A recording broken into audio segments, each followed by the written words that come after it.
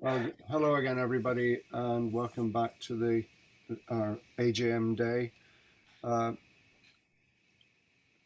when Alexandra and I were looking for somebody to be our keynote speaker for the day, one of the things that we were really keen to emphasize was our reaction to the climate crisis.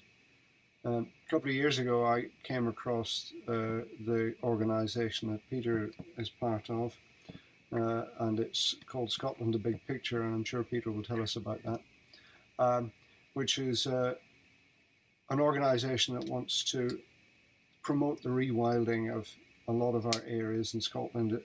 It's partly a response to the climate crisis, it's partly a response to the fact that man has misused the planet, and we thought this was an excellent way of starting our day. So I'm going to hand you over to Peter now. So thanks very much indeed for inviting me along this morning. As Alan said, my name is Peter Cairns. I'm officially titled Director of Scotland: The Big Picture, which is a charity that works to drive the recovery of nature across Scotland through rewilding in response to the growing climate and biodiversity crises. This is what I do today, but not so very long ago, I worked as a freelance nature photographer for the best part of 25 years. And I hope that it's the transition between those two roles that will be of interest to you this morning. So I'll come back to Scotland Big Picture, but I spent the first 10 years or so of what is very loosely referred to as my career, chasing these sorts of images, calendar covers really. Now, I'm not going to deny that staring down the barrel at a full-grown polar bear isn't a massive thrill. Of course it is. But really, today, I'm embarrassed by this image. I'm embarrassed because it doesn't do anything. It doesn't inform me. It doesn't inspire me to think or feel differently. I got into nature photography in the sort of mid-90s, early 90s, actually. I went professional in 1997, really getting towards the back end of film days. And the deal back then was very straightforward. You lined up your subject, you had the sun over your shoulder, you made sure it was reasonably big in the frame, you dialed in f8, and really the only job to do thereafter was to make sure that the image was sharp. That was pretty much it. And then you sent your pretty images, your trophies, off to a very nice agent who, if they did their job right, would send you a check every quarter, which would allow you to go off and shoot more trophies. And so it went on. This was a kind of a never-ending production cycle of pretty pictures. And this business model sustained me and many other nature photographers for a number of years. And for the most part, it worked. It was brilliant. It was great fun. Now, of course, as time went on, styles changed. You started to develop your own creative interpretation around subjects. But essentially, I was shooting pretty wildlife images for a market that wanted pretty wildlife images. And then in around, what would it be? Kind of turn of the millennium, I guess 2002 maybe, everything changed. Some clever person invented digital photography, and other clever people, and I was one of them to be fair, started running photographic tours all the way around the world, taking the people who had previously bought your images to the places where you took those images and then showing them or encouraging those people to effectively replicate what you'd done. And it maybe made commercial sense, but actually looking back creatively, it was suicide, ridiculous, really. But anyway, so in a very short period of time, nature photography became accessible. It became democratized. And on the one hand, that's something to be celebrated. But on the other, as the supply of high quality imagery started to outstrip demand, that business model that I'd relied on or subscribed to was completely dismantled. So in around 2007, I faced, and it wasn't just me, the number of us kind of faced a dilemma really. It was either put your fingers in your ears and hope the market would change or return, or it was a question of reinvention. And in reality, I'd already kind of started that process of reinvention, because I'd come to realize that for years, I'd been taking pictures pretty randomly, really. Some might say carelessly. I realized that my photography had very little thought behind it, very little context, very little story. I'd effectively been too easily seduced by those trophy images, the must-have species and landscapes. And then late in 2007, I was commissioned to go to America. Even commissions in those days weren't commonplace, but non-existent now. But to go and shoot a story on the return of wolves to America. Now, I should explain, I'm sure many of you know, that wolves were reintroduced into the Rockies in 1995, just 60 years after they were eradicated. So why were they eradicated? Why did a country that had gone to such extremes to get rid of wolves go to equal extremes to return them?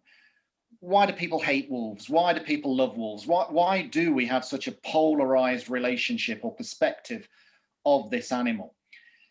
As soon as I started asking those questions to myself as well as more broadly, I very quickly morphed from being a nature photographer, in inverted commas, into a visual storyteller. And I became obsessed with wolves, not the animal itself, but the stories around them, the perspectives around them. So I started to understand something fundamental, something that's very obvious to me now and has been for many years, but at the time it wasn't. And that is that wildlife conservation or nature conservation has very little to do with nature. It's to do with people. It's to do with our perceptions, our attitudes, our priorities in life, our motivations, our value systems, our worldview, if you like. And all of this knowledge that I was accumulating about people rather than about nature led to the first sort of significant conservation media initiatives that I got involved with.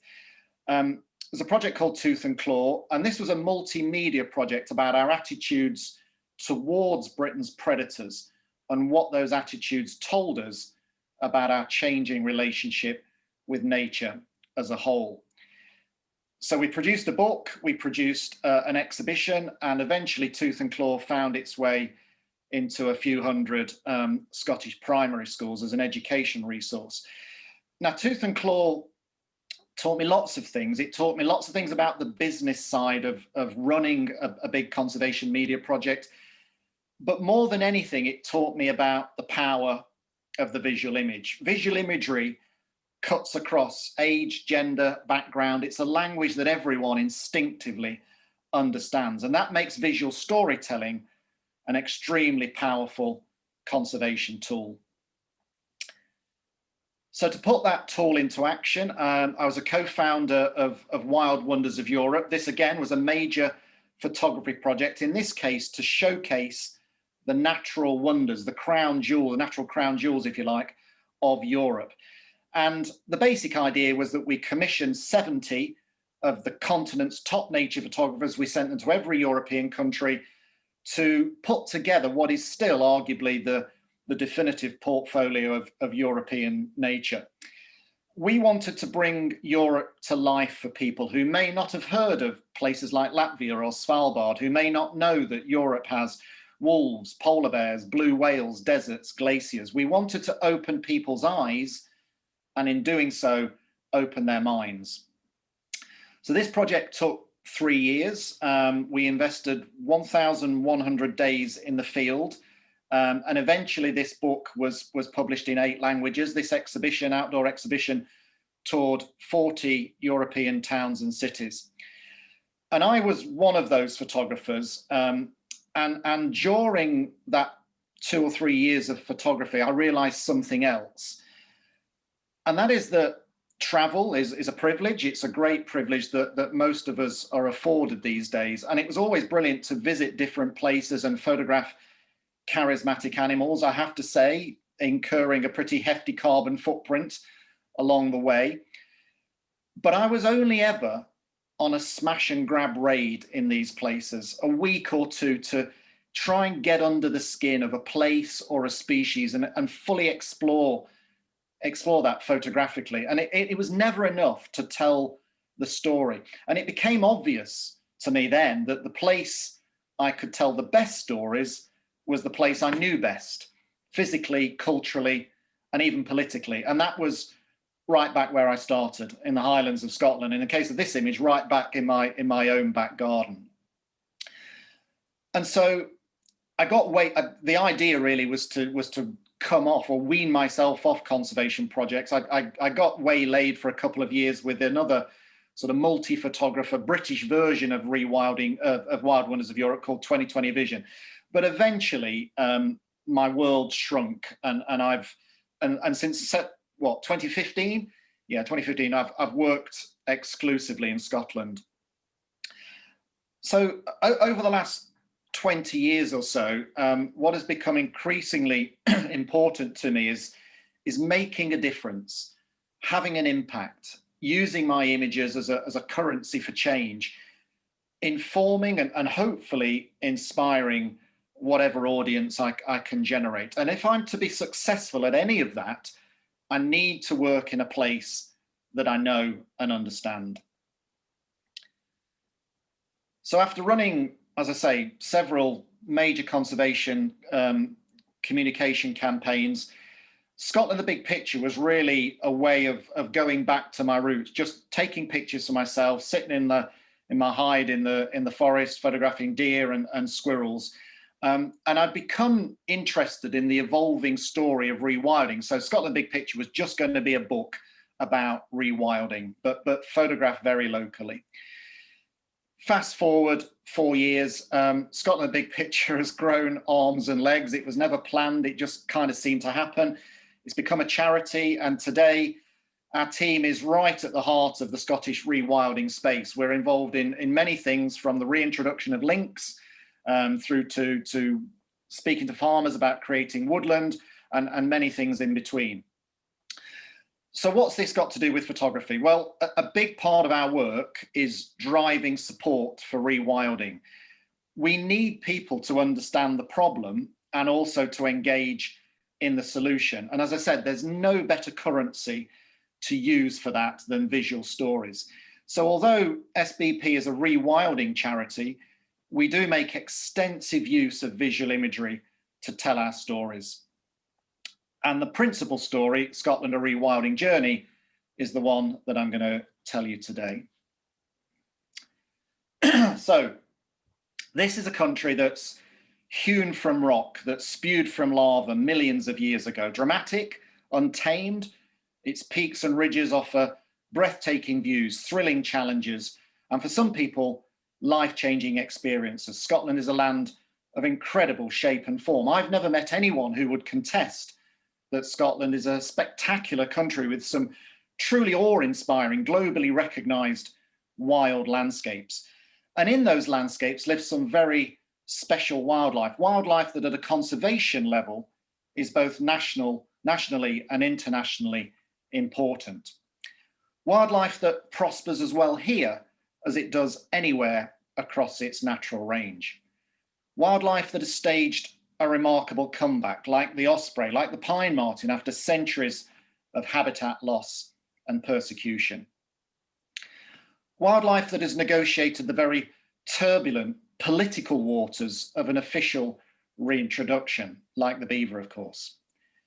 Some of Scotland's wildlife is perhaps surprising. We maybe don't associate Scottish waters with humpback whales, with basking sharks, with orcas, but they're all here. Some creatures, they just make our pulse race. They ignite our imaginations. They bring our senses alive. Whose day isn't brightened up by a close encounter with a wild animal? And so Scotland is home to an astounding diversity of plants, insects, birds and mammals, some rare, some common, some threatened, some in recovery, some spectacular, some barely visible. When we look at these images or images like these, it's easy to assume that all is well. And yet this apparent wealth of life belies a hidden reality. And it's a reality that very few of us see. We don't see because we don't look. We don't know how to look. We're not conditioned to look. Now, SBP never set out to tell people what to think or feel. I hope we're not that stupid or arrogant. But what I would like to do over the next 30 or 40 minutes is at least ask you to look. So this is a landscape that I'm sure many of you recognise. This is the Kerrang on Sky, of course. This is the idealised Scotland, the cliched Scotland, the Scotland celebrated in those tourist brochures. And I've stood many a time at the Kerrang and listened to people around me marvel at the view. And it is one hell of a view. For most people, this landscape symbolises what Scotland looks like, what they feel Scotland should look like. And yet, for the most part, this geological wonder, like so many others, is surrounded by an ecological desert. Gone are the complex woodlands that would once have shaped this landscape. Gone are many of the animals that would once have lived in this landscape. And gone too are many of the people who once lived from this landscape. Despite their unquestionable beauty and drama, many of Scotland's glens and rivers and mountains have become ecological vacuums, lying dormant, muted, some might say dying. There's an illness that has taken hold, or at least a condition, and we all have it to varying degrees. It's a condition that has led to Scotland becoming one of the most nature depleted countries in the world in terms of the biodiversity that we've lost. It's a condition called ecological blindness, and many of us suffer from ecological blindness. We don't see the degraded landscapes and the animals we've lost because we're not conditioned to look. This is a quote from one of our trustees, Gus Routledge, and Gus is right. Most people don't see the need to fix the Scottish landscape because they don't perceive that it's even broken. There's a sort of generational amnesia that has set in, whereby each new generation not only accepts but celebrates the landscape they're born into, irrespective of how impoverished it might be. So our perception is that this landscape is one of excuse me, beauty and drama, because we're told it's beautiful and dramatic, and we know no different. The truth is that many of us suffer from ecological blindness. It's said that a red squirrel could once travel from Lockerbie in the south, Lochainver in the north, without ever touching the ground. I think we all know instinctively that's not been possible for decades, maybe even centuries. Scotland's native pine woods have been reduced to just 84 tiny fragmented islands covering just 3% of their natural range, effectively imprisoning species like red squirrels, crested tits, capercaillie, species that are dependent on a network of forest corridors, species that are unable to cross large areas of open ground. But this is not just a story about the loss of trees.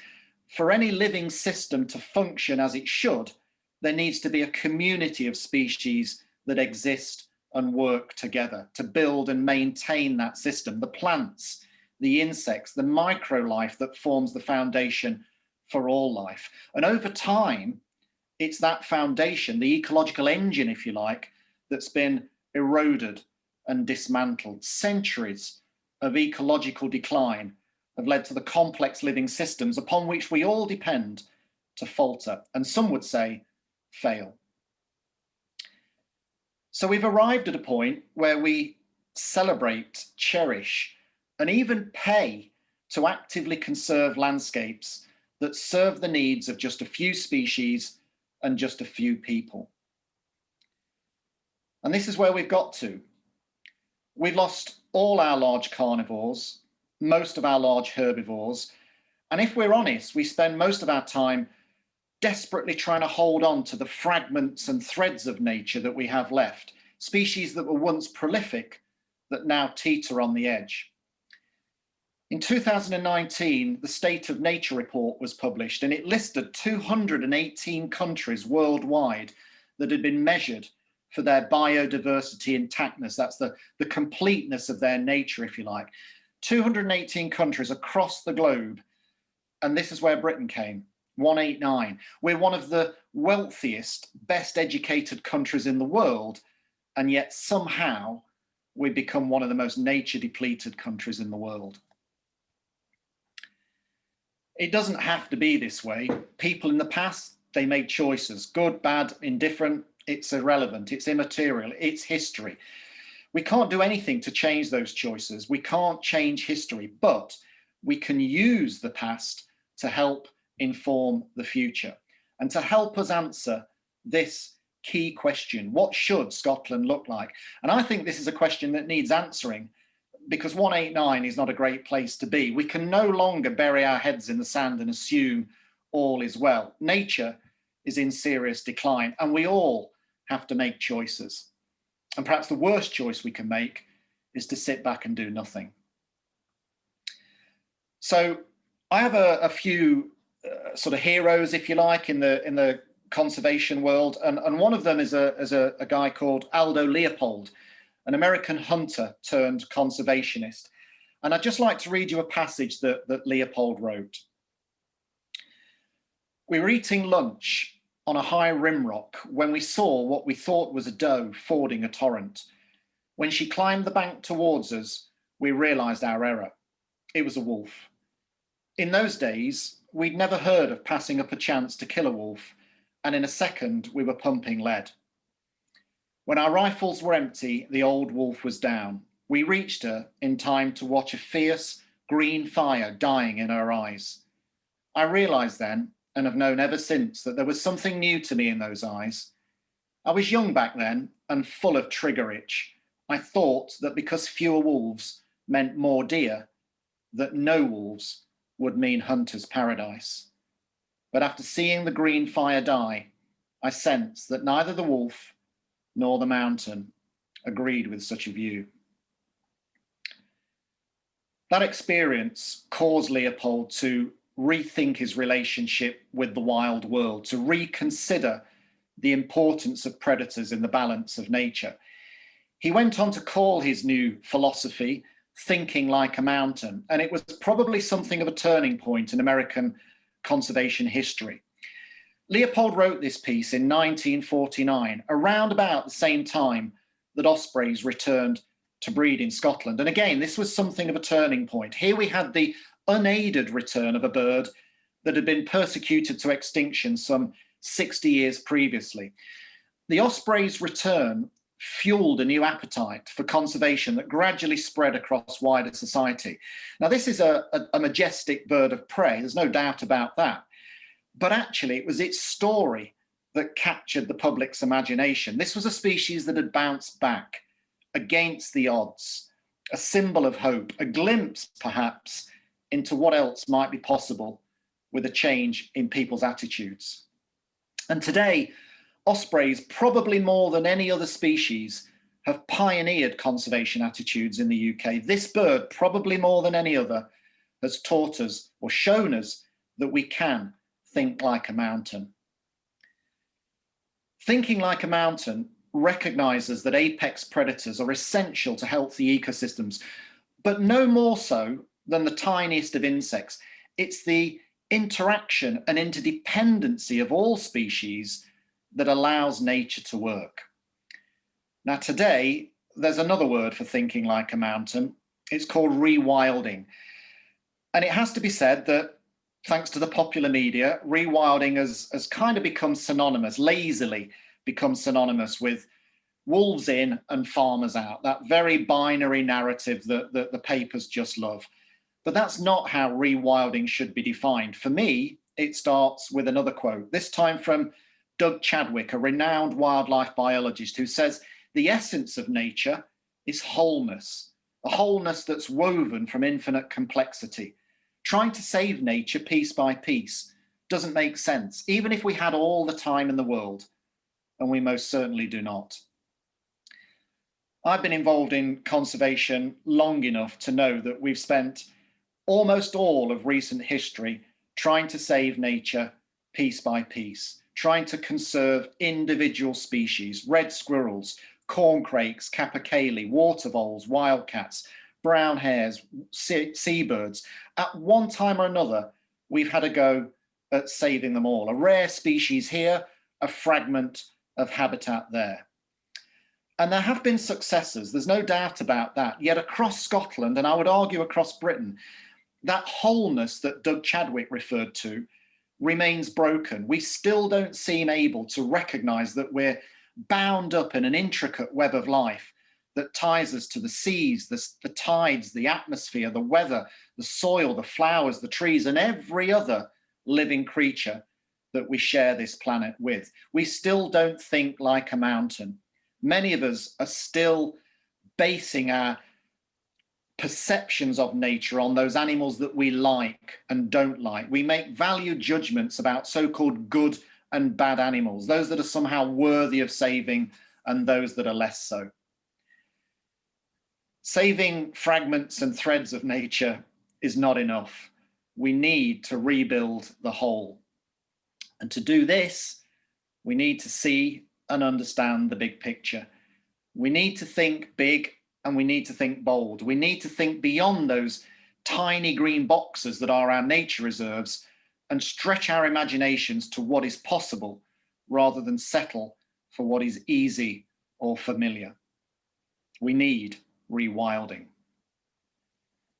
Rewilding is an opportunity to return diversity and abundance of life to our degraded ecosystems. It's an opportunity for Scotland, for Britain, to lead the way in transforming its land and seas so that they work in all their colourful complexity. It's an opportunity to stitch back together a tapestry of life where natural processes drive vibrant living systems, processes like predator-prey dynamics, like carcass scavenging, like birth, death, decay, regeneration. These are the processes that drive every healthy living system on the planet.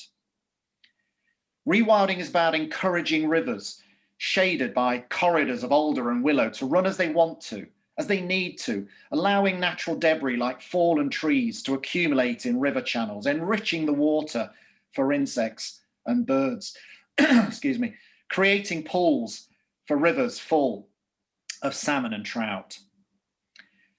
Rewilding is about connectivity across the landscape, encouraging native woodland to expand and regulate our climate, allowing animals freedom to roam, creating wildlife highways for red squirrels to move from tree to tree.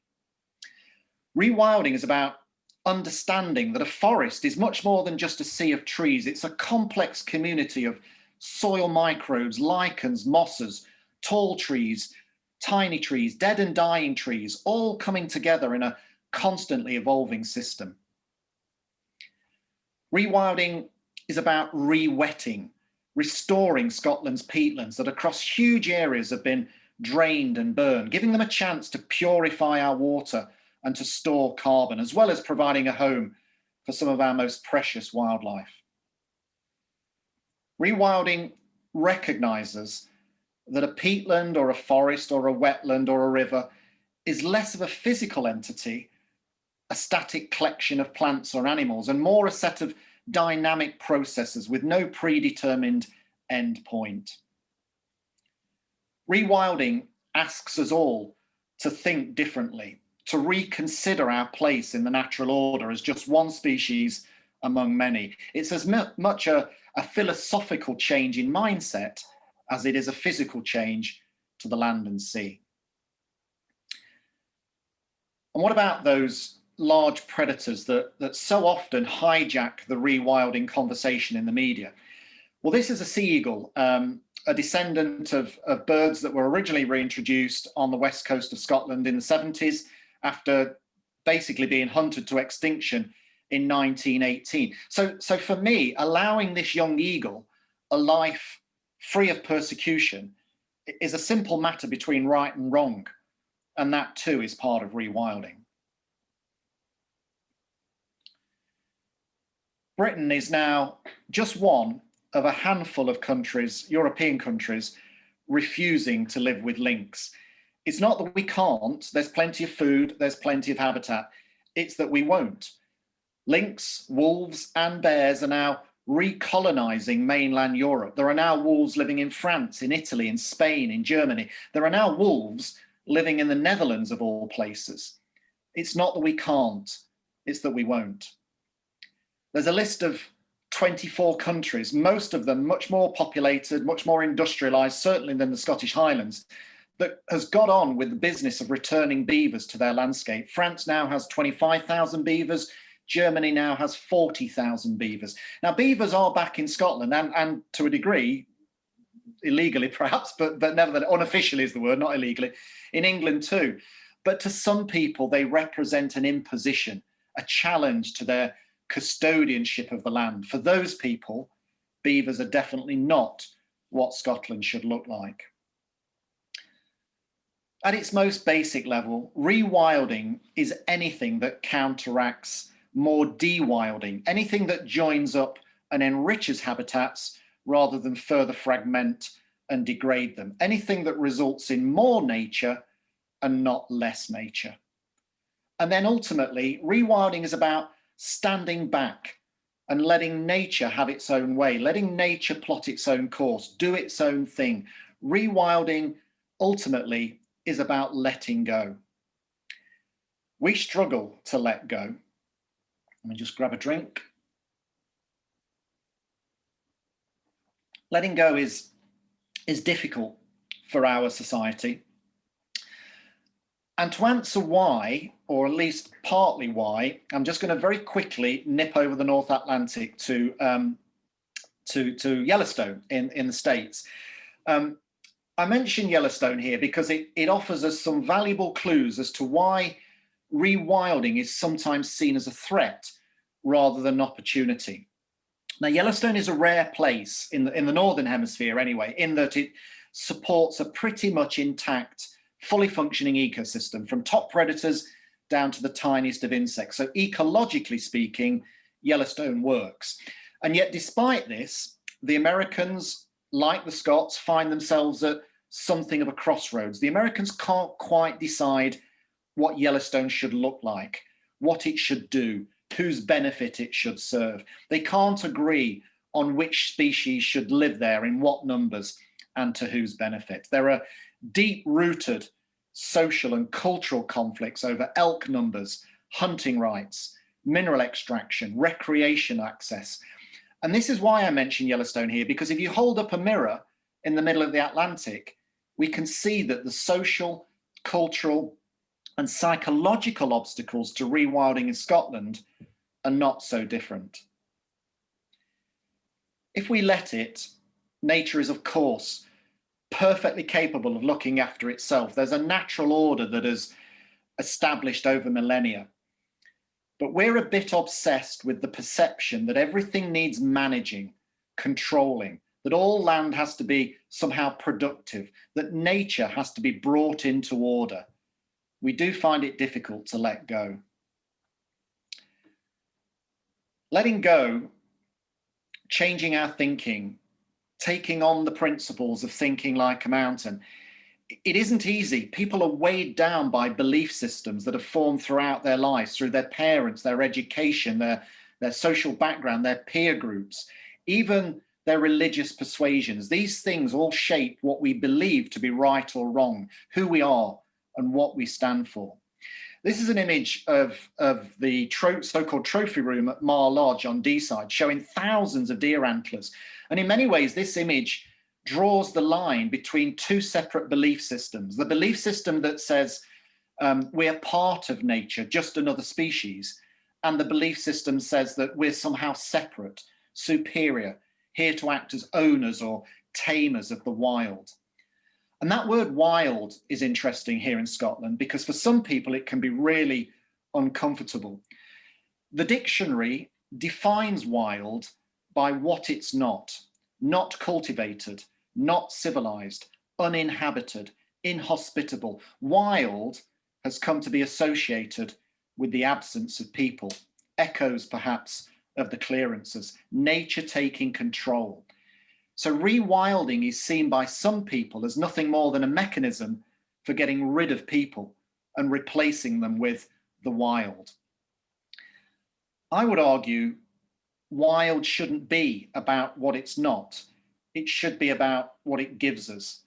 And wild gives us clean air, fresh water, healthy soils, a stable climate. Without wild, none of us can survive. So if you think about it logically, if we can put aside some of those deep-rooted beliefs, they're prejudices at the end of the day, you could argue that at heart, we're all rewilders. The conflict between nature and people, it really shouldn't exist. Everyone agrees that a vibrant, healthy environment is a good thing. The only area for disagreement is exactly what that looks like and how we get there. So where does rewilding begin? Well, the easiest place to begin is with common ground. You've only got to go back 70 years, a human lifetime, and hundreds of thousands of red squirrels were killed in Scotland for a bounty. They were classed as vermin. Now today, that would be inconceivable. Everyone adores red squirrels. They recognize they're a valuable element of our woodlands.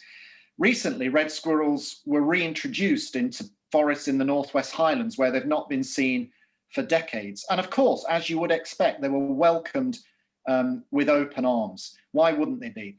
So in principle, if we can come together and change our perceptions and attitudes towards red squirrels, as we've done with ospreys, then surely we can do the same with other species. And from there, we can start to make different choices about what Scotland should look like. This really shouldn't be such a difficult question to answer. Rewilding is just a word. It's not something we need to be afraid of, but to make it work, we need to turn it from a threat into an opportunity. And that needs a huge shift in people's perceptions and attitudes. And we need to look beyond land being valued solely according to what can be produced on it, or in the case of the Scottish Highlands, how many animals can be shot on it. I've only got to go back 10 years, maybe even 5 years actually, and I wouldn't have been able to show you these next images. But this is an animal that is now writing its own story in the history books. Pine martens were once Britain's second most common carnivore. Taken to the brink of extinction, their recovery in the last couple of decades shows what can be achieved. And the main thing that's changed is that we've stopped killing them. Our attitudes towards pine martens have allowed them to bounce back. Now, as you might expect, it's fair to say that not everyone welcomes the return of pine martens. I regularly have people telling me there are now too many. But what does too many actually mean? When I ask those people how many pine martens there are, they don't know. Too many martens, too many otters, too many badgers. I believe what too many means for those people is more than there used to be. It's lazy thinking. And if as a society we accept that the future cannot rest with trying to save nature piece by piece, if we accept that wholeness that Doug Chadwick spoke about, then we can't pick and choose those animals we like or profit from. This is not pick and mix conservation. And so pine martens are really key to this rewilding journey because just like red squirrels and ospreys, they're an integral part of Scotland's ecology, but they're also symbolic of us thinking like a mountain. There's a well-known wolf researcher in the States called David Meek, and he said that wolves are neither saints nor sinners, except to those people who choose to make them so. And I believe it's exactly the same with pine martens or otters or badgers. So, if rewilding is such a good thing, why isn't it happening across more of Scotland? Well, bit by bit, it is.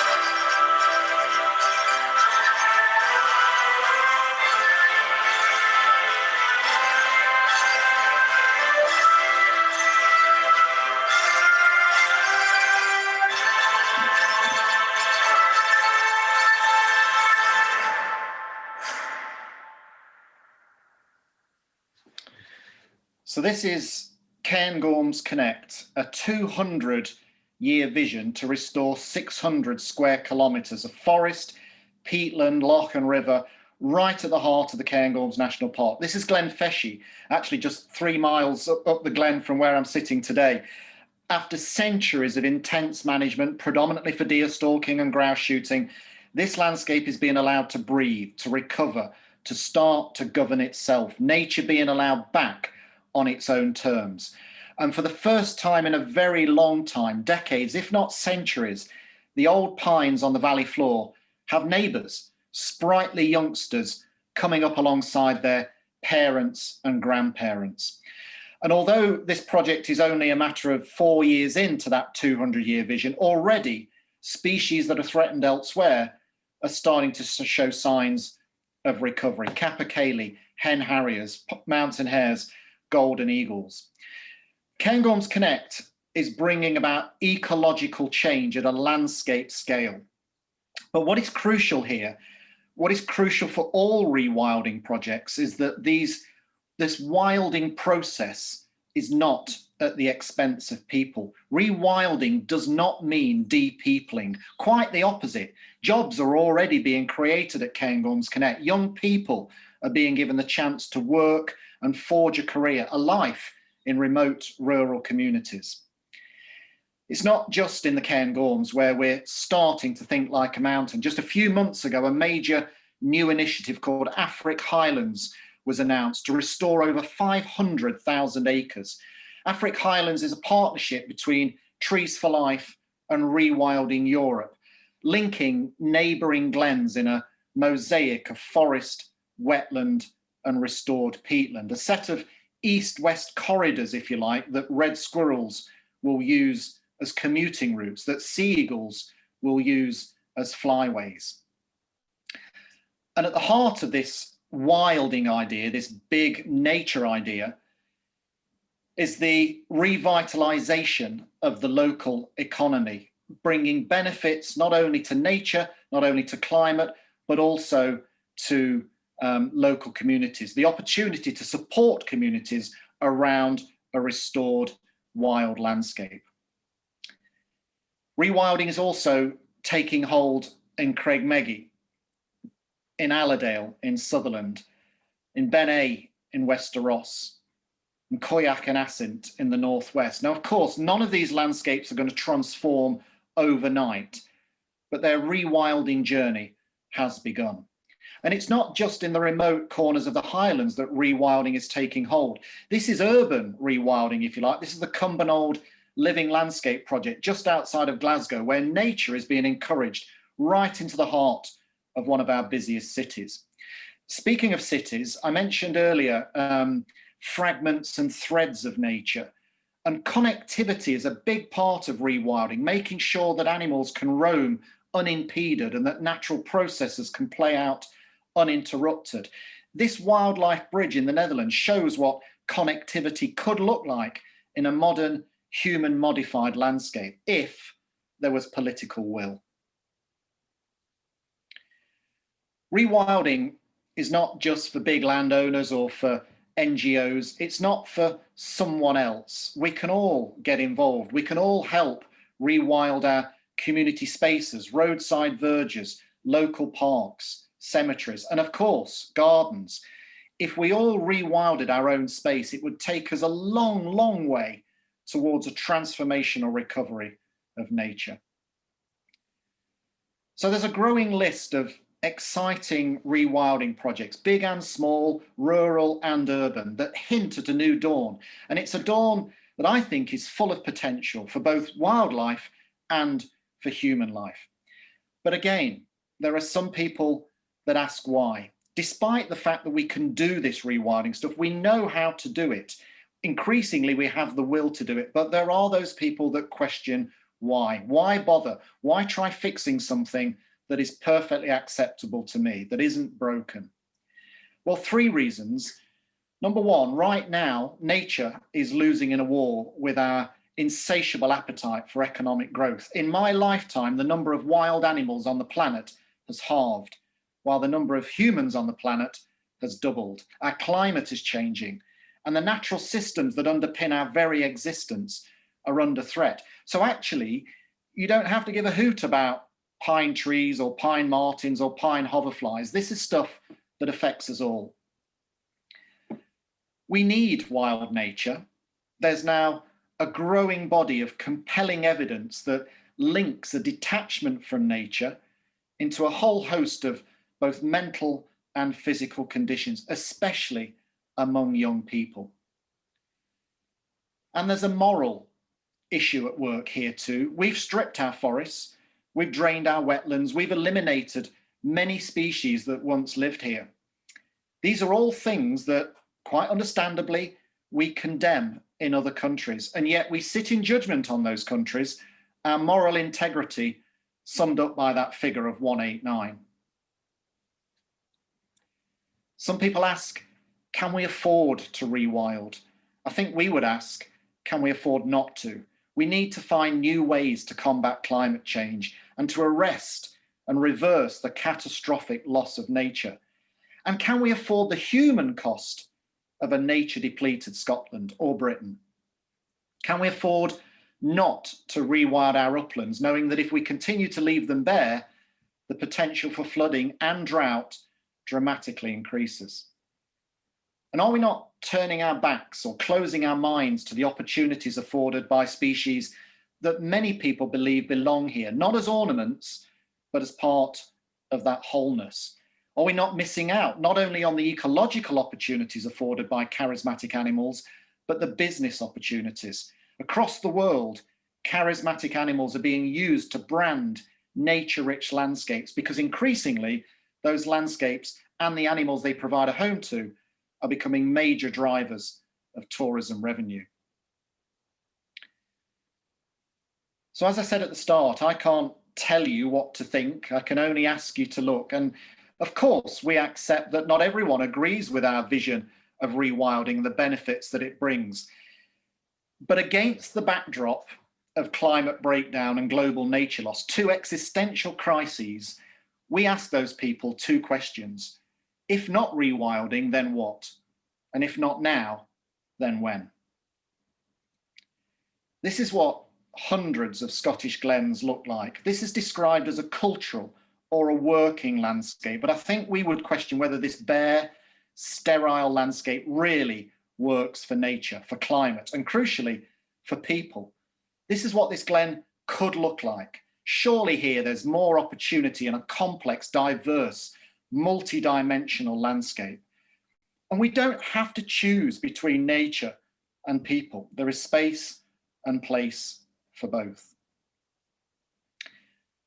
We live in a society where we hear a lot about should do this, should do that. My experience is humans aren't particularly good at shoulds. We perhaps need to think more cleverly about what we should do and summon up our imaginations to envisage what we could do.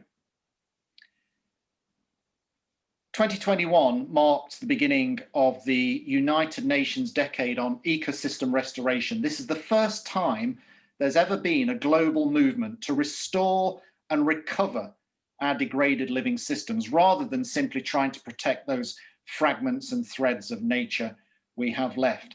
I believe Scotland, Britain, UK has a responsibility to contribute to that global effort. I believe Scotland could become a world leader in restoring its broken ecosystems. But it's people, it's all of us who ultimately hold the key to the rewilding door. It's people who will make the choices that will decide what Scotland should or could look like 200 years from now. What gets me out of bed every morning is the hope that we will all learn to see the big picture.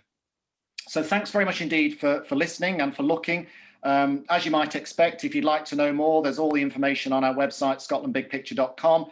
And yeah, again, as you'd expect, we're on all the social media channels, so we'd be delighted to have you along on the journey. And I'll now embark on the terrifying prospect of trying to stop sharing the screen. Okay. Yep. Back. Yep. Well, I think it's fair to say, Peter, that has been an inspirational talk from virtually everybody on the call, and you've got lots of questions. Derek Trillo saying, I'm thinking about the Lake District geographically and ecologically similar, yet very much entrenched in the views of how wild and beautiful it is. Is photography responsible for that? It's a very, very good question. I think, probably the equivalent of the Cairns in England is the Lake District. It encapsulates everything that's been said. Is photography responsible for that? I think probably yes. I think it perpetuates the myth. It perpetuates the notion that this is a place to be preserved. And you see that word very often. We must preserve this landscape. We must conserve it. In other words, keep it as it is, exactly as it is. And yeah, it may be pretty. It may conform to what we perceive to be, a sort of a utopian landscape, I guess, but ecologically, it's a different story. And we are obsessed with keeping those landscapes. Lake District is a classic case in Stacey's, in a almost embalmed, so to speak. So yeah, again, I think there's a mindset shift required. The physical element of it, the physical work on the ground, is arguably the easy bit. It's the hearts and minds that's the challenge. I think just on following on the Lake District, I think what most of us don't realize about the Lake District and the Pennines is that they were heavily industrialized. And if you go looking, you'll see the remains of that industry, and yet everybody thinks they were always pristine. The geographers call it, I think, a shifting baseline. When you're born looking at something as it is, you assume it's always been like that. Yeah, and not only that, you become comfortable with it. We're all much more comfortable with what is familiar, and rewilding is asking us effectively to take a leap of faith into the unknown. We don't know what that landscape will look like if and when it was governed by rewilding principles. We could have a good guess, but it's a shift in mindset, moving from the comfortable, the familiar, the easy into something different. And I would argue that may be an uneasy process, but it's a process that is necessary if we're going to address the challenges that we all face. I think I've got two linked questions. One of mine, which I must say I mustn't hog, but it's linked to Alexandra's as well, which is, mine was about how can we get politicians to think beyond the next election, and the other one is, how can the new environments be protected while at the same time encouraging the public whose support is essential for change? Yeah, I mean, I think the political landscape is shifting rapidly. As you may know, the environment is a devolved issue handled at Holyrood. I can only speak for Scotland, although I'm seeing some encouraging signs in England too. I have to say, we could spend all day talking about politics, but I think, there is a difference between the rhetoric and the action. Let's perhaps leave it at that. The threat, in inverted commas, posed by greater visitor numbers, I get that argument. I think the two things I would say in response is that, A, if you don't take people with you, you can't ask somebody to care about something that they're not familiar with. And in all honesty, research will tell you that in a place like the Lake District, 90% of people rarely venture more than a mile or so from the nearest road or car park or visitor centre or whatever. So managing people in those fragile landscapes is a challenge, but it's perhaps not, this notion that people are going to be sprawled across every mountainside and swimming in every river. I think research will tell you that's not the case. But it is a challenge balancing visitor numbers with habitat restoration. There's no doubt about that. Rolf Krahenbull from our Wales contingent says, in a nutshell, what are the key catalysts politically and psychologically to bring change about? Difficult to say, but I think economics plays a role in this, and I think there has to be more fiscal levers available to land managers, farmers, landowners, to incentivize them to adopt a different mindset, because it's at the moment, it's the system, it's not the individuals. The cap system has allowed laziness, it's allowed complacency. Why would you change something that's easy, really, in many cases? So I think there's an economic argument, but again, I think this is more of a philosophical, ideological change that is required. And again, if you think about using the Lake District as an example, that is the landscape that we have held dear to us forever. That type of landscape. You can't just flick a switch and say, actually, it's a bit rubbish. We need to change it. We need to do something differently. That's a process. And I often compare rewilding with other social change, like, I don't know, drink driving, racism, gender equality. I'm sure we've all lived across the last 30, 40 years of that drip, drip, drip message that drink driving is not acceptable. Certainly when I was 18, it was a different philosophy. So, we're talking about a fundamental change in societal mindset. That doesn't happen quickly. So conversations like this play a role, films play a role, photography certainly plays a role in catalyzing fresh thinking. And that's what's required. I would say just finally on this, that if you ask me to draw a line between different sectors of our audience, or the rewilding audience in the round, it isn't necessarily between farmers and conservationists or gamekeepers or anglers. It's more of a generational line. And there's a lot of young people that are really, really across this. And why wouldn't they be? They've got far more years on this ball of rock than I have. So they're really well educated. I think, the more resistance comes from an older generation. Tim Hancock asks, what about this bit of planting, huge replanting with plastic guards? And I believe plastic guards are now on their way out anyway. But I suppose the way the question really is, particularly in the Highlands, when you've got, what was it, the book suggests, the rewilding book suggests 75% too many deer on the hills. And there's been a huge population growth. I mean, how do you protect the saplings from deer? Because they'll browse everything down to the ground, won't they? And if they're overpopulated, which they are, how do you cope with that? Yeah, it's a massive challenge, and in many ways, the red deer situation, shall we call it, kind of encapsulates all of these challenges, where you've got competing land uses founded upon competing objectives for that land.